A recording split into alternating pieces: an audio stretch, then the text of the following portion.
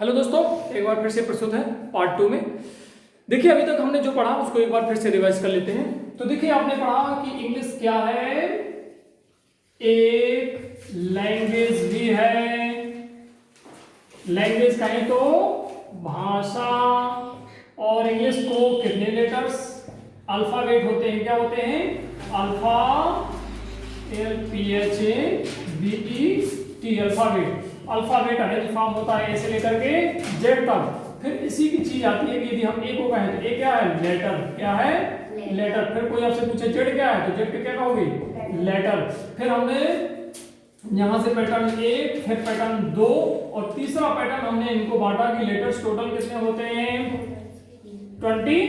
26 को फिर वावेल में बांट दिया, BOWL वावेल। वावेल कितने होते हैं, 5। और कौन होते हैं, AEIOU।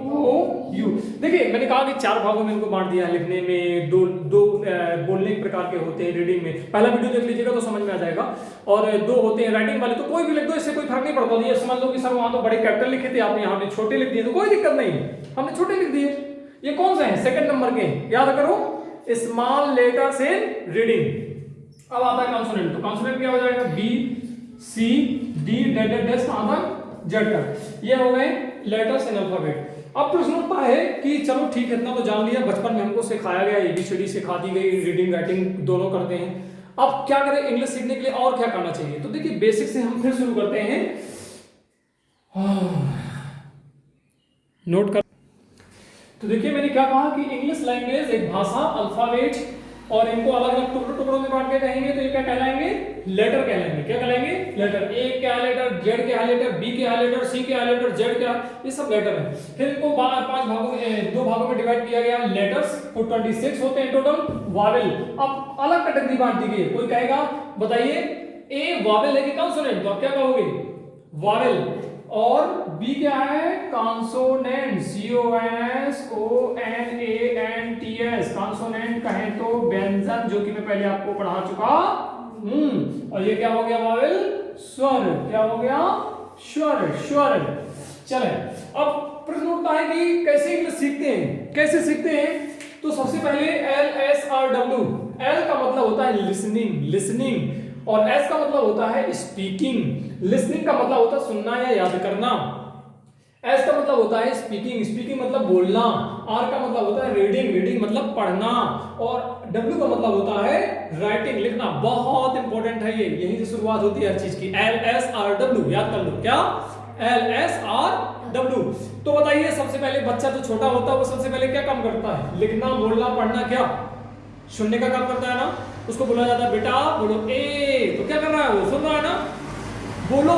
पहले हम बोलते हैं, फिर वो सुनता है, फिर बोलता है मम्मी ए, मम्मी बी, मम्मी सी, मम्मी डी। फिर कोई रिश्तेदारों को सिखाते बेटा देखो पापा आ रहे हैं, पा, माँ, पा, कुछ भी व्हाट एवर करके बोलता है, ठीक है। तो ये हो गया पा। तो लिसनिंग पहले, सबसे पहले सुनता है, फिर वो बोलता है। तो क्लास में नर्सरी के जो बच्चे होते हैं वो 2 काम करते हैं। कौन, पहला लिसनिंग का, और फिर दूसरा सुन करके क्या करते हैं, बोलते हैं। और तीसरा क्या होता है, रीडिंग।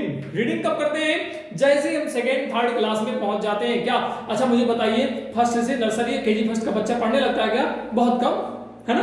नर्सरी का बच्चा तो बिल्कुल नहीं पढ़ पाता, उसको पहले सिखाते हैं। बच्चा पेट से पैदा हुआ तो क्या पढ़ने लगेगा, नहीं, बड़ा होगा सबसे पहले काम हम क्या करेंगे, लिसनिंग का, सुनने का काम करेगा, है ना। हाथ भी नहीं चलते उसके तो सुनने लगता है, पढ़ा रहता है, आवाज सुनाई देता है, बच्चे को पुचकारते हैं तो सुनता है। और सुनने के बाद आ, ये क्या कर रहा है, वो भी बोलने का प्रयास करता है, मतलब स्पीकिंग करने का प्रयास करता है। क्या करता है, बोलने का प्रयास करता है हमारी आज को। और जब बड़ा हो जाता है तो रीडिंग करने लगता है। A for apple, B for ball, C for cat, D for dog, A for जो भी व्हाटएवर। इसके बाद राइटिंग, फिर इसके बाद धीरे धीरे उसको किसका काम सिखाते हैं हम, राइटिंग का। तो LSRW समझ में आ गया। किसी भी बच्चे को अगर आपको पढ़ाना है, किसी को सिखाना है, तो शुरुआत कहां से होती है, अल्फाबेट से होती है।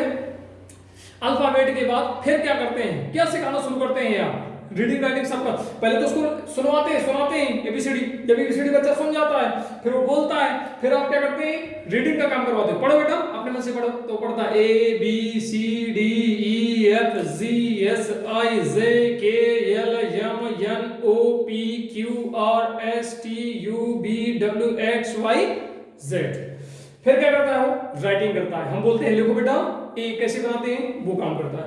अब देखिए ये तो बिल्कुल मिडिल शुरुआत है। मैंने कहा ना जीरो से शून्य से शिखर तक चलेंगे, तो शून्य से मैं शुरुआत कर रहा हूँ। मुझे लगता है कि सबको समझ में आना चाहिए, बोरिंग नहीं होना है थोड़ा सा समझना है, क्योंकि बहुत ही नीचे शुरुआत कर रहा हूँ। मुझे लगता है कि एक एक स्टेप, इंग्लिश से हमें डर क्यों लगता है यार, इंग्लिश से डर नहीं लगना चाहिए, इंग्लिश एक लैंग्वेज है, क्यों डर लगे, समझ में आ रही बात।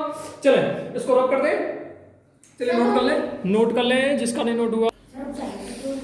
देखिए तो इंग्लिश की फिर एक बार समझ कर देते हैं। इंग्लिश जो शुरू होता है वो लेटर मतलब अक्षर या साउंड, एक साइन होता है, क्या होता है, शाइन, साइन भी बोल सकते हैं। इसके बाद अल्फाबेट, अल्फाबेट क्या होता है, अरेंज फॉर्म ऑफ लेटर्स होता है, ठीक है, अरेंज फॉर्म ऑफ लेटर्स। फिर इसके बाद तीसरा, लेटर से बनके क्या मिलकर बना होता है, वर्ड। लेकिन ऐसे नहीं कुछ भी लेटर को मिला दो कुछ बन जाए, जिसका कोई मीनिंग हो, a group of letters which makes complete sense, अर्थात एक अक्षरों का समूह जिसका कुछ अर्थ हो, जिसका ऐसा वर्ड जिसका कोई मतलब निकलता हो। जैसे एग्जांपल के लिए राम, राम का मतलब है हम जानते हैं भगवान राम या किसी लड़के का नाम, लेकिन हम यहाँ पे लिख दिया एम आर ए, क्या इसका कोई मतलब है, नहीं, तो ये लेटर वर्ड नहीं है। फिर हमने लिखा मैंगो, मैंगो मतलब क्या होता है, आम, आम, आम को हमने ऐसे लिख दिया ओ जी एम एन ए, ये जंबल लेटर कर दिया हमने, क्या कर दिया, जंबल, जंबल कर दिया, मतलब बिथरा दिया, जे यू एम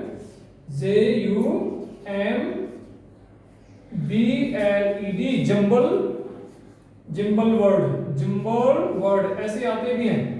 आपसे पूछा भी जाता है कि जंबल लेटर्स वर्ड लिखे हुए इनको सही कीजिए, अरेंज कीजिए। मैंगो, मैंगो मतलब आम, और इसको ऐसे लिख दिया तो गलत हो गया। अब ये वर्ड नहीं, आपसे कोई पूछे कि ये वर्ड है तो आप कहोगे कि इसका कोई मतलब नहीं है, इसका मतलब कोई वर्ड नहीं है। फिर आता है एप्पल, एप्पल मतलब सेव, एप्पल को भी हमने बिगाड़ के लिख दिया तो ये भी वर्ड नहीं है। देखिए तो फिर हमको इंग्लिश कैसे शुरुआत की थी, बचपन में हमको ए फॉर एप्पल से शुरुआत की जाती है। एबीसीडी सिखाने के बाद बच्चे को क्या पढ़ाया जाता है, A for apple, B for ball, C for cat, D for dog और ऐसे जेड फॉर जेब्रा।